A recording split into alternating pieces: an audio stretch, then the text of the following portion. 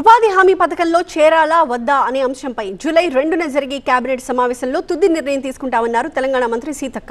గతంలో కేంద్ర ప్రభుత్వమే 100% ఖర్చు భరించేది. బీబీజీ రామ్జీలో రాష్ట్ర ప్రభుత్వం 40% ఖర్చు భరించాలన్న నిబంధన అప్పుల్లో ఉన్న తెలంగాణకు భారంగా మారుతుంది అన్నారు. గ్రామీణాభివృద్ధి పథకాల అమలుపై ఢిల్లీలో జరిగిన సమావేశంలో ఈ వ్యాఖ్యలు చేశారు సీతక్క. తెలంగాణలో కొత్త చట్టం తీసుకురావాలా అనే అంశంపై చర్చిస్తామన్నారు మంత్రి.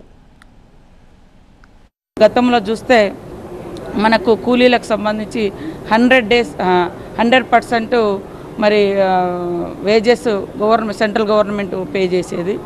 మరి మ్యాండేట్స్ సంబంధించి మెటీరియల్ కాంపోనెంట్ చూస్తే 75% సెంట్రల్ గవర్నమెంట్ ఉండేది. ఇప్పుడు 60-40 రేషియో తీసుకురావడం మూలంగా ఇప్పటికే అప్పులతో బాధపడుతున్నటువంటి రాష్ట్రం మీద మూలిగే నక్క మీద ఇంకా తాటిపండు పడ్డ చందంగా ఉంది. కాబట్టి మేము చాలా వెనుక ముందు ఆలోచిస్తూ ఉన్నాం. దీన్ని వ్యతిరేకిస్తూ చాలా వరకు మనము అసెంబ్లీలో తీర్మానం చేసినాం. ఈ జీరామ్జీ చట్టాన్ని పేరు మార్చడం కానీ, లేకుంటే రాష్ట్రాల మీద బర్డెన్ వేయడం కానీ, కనీసం రాష్ట్రాల అంగీకారం తీసుకోకపోవడం కానీ, ఇవన్నీ కూడా వ్యతిరేకిస్తూ దశల వారీగా మా నిరసన తెలియజేస్తూ వస్తున్నాం. ఈరోజు కూడా మా సజెషన్స్లో తప్పకుండా చెప్తాం. బీబీజీ రామ్జీలో కూడా 40% మన మీద పెట్టడంతో ఇది రాబోయే కాలంలో ఇంకా బర్డెన్. మనకు అంతకుముందు చూస్తే 150 కోట్లు, 300 కోట్లు, 500 కోట్లు మాత్రమే మన షేర్ ఉండేది. ఇప్పుడు వాళ్ళు 3,800 కోట్లలో మనం 2,000 కోట్ల రూపాయలు ఇప్పుడు మనం షేర్ అంటే భరించాల్సి వస్తుంది.